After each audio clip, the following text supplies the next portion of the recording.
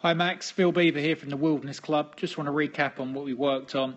This is your first swing of the night after you'd warmed up, and I'm just going to compare you with Robert Rock here on the right. He's normally a right-hander, obviously, but I've just flipped him round so we can compare lines.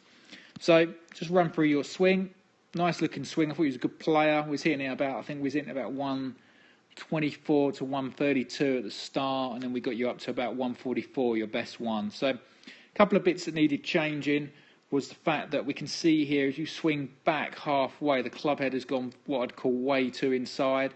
There's your head of your club and there's your shaft going along. If we look at Roberts, as we take the club away, you can see he's going to swing it a little bit more vertical, and we can see there once he gets to what I'd call his set, it cuts through his left forearm. Okay, so that's what we're looking for you. And then I gave you a few references that line should point between the golf ball and your feet, or if you wanted to, it can cut through your right shoulder. So it can point anywhere from where Roberts is to maximum that angle there being steep, okay?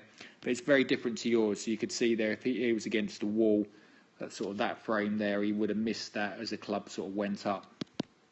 Okay, top of your swing, I thought was really, really tidy. Get to the top here, left arm's pretty pure, right arm's good. Yes, you need to put the overlap grip into place.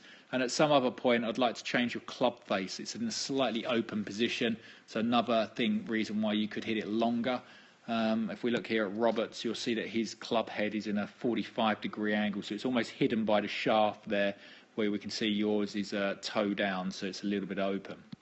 But that's something later we can work on together. The next thing we had to work hard on was your hip. So if we keep an eye on your hip area here for us, Max, you're going to see as you start your downswing, the very first movement is this pocket. This pocket here is spinning. Okay, it's not lateral, but it's rotating very fast. Now, if I get rid of these circles, we can just see your left knee here. I'm going to get that red line out of the way.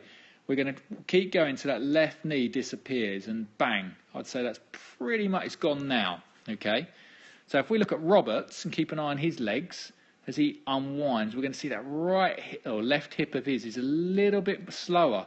He's letting his arms get down in front of him. We can still see his knee, still see his knee, still see his knee. Just lost it now. So we can see his arms are a little bit lower than yours. So he's just got his arms in front of his body. And that's really important for you, Max, because where you're spinning so much with that, you're sort of underneath the shot and you've got to flick the club face to keep it square. Okay, and to fix that, we just put an alignment rod through your belt, and that was an easy way of fixing it, because if you spun, you'd hit it with your shaft, and that just gives you the feeling that your left hip would stay back a little bit longer as them arms for you came down. So just look at Robert again. Sorry, I just get Robert in the right position, where his knee just goes just there, and let's see how long that takes you to get there. So your knee's gone now. 1, 2, 3 more frames until you got to where Robert Rock is. Okay, and by that time you're a little bit underneath it and a bit spun out. The last bit of it I wanted to work on was just trying to hit the ground after the ball, trying to take some turf. Like you and your dad said, you don't really take a divot, you sort of nip it off the top. It's another reason why we could hit it longer, but also if that club face doesn't hit the ground, it's always rotating. If the club face can go into the turf, it'll just stay that a little bit squarer for a little bit longer, Max, okay? So work on that for me. Your drill, well, so you step to the side of the ball, so you're going to stand sort of here, okay, and address here.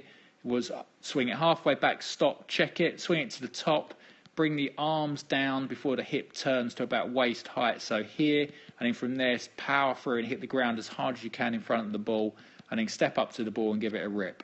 Max, really enjoyed working with you. Easily get your handicap down. Good luck, and I'll see you soon.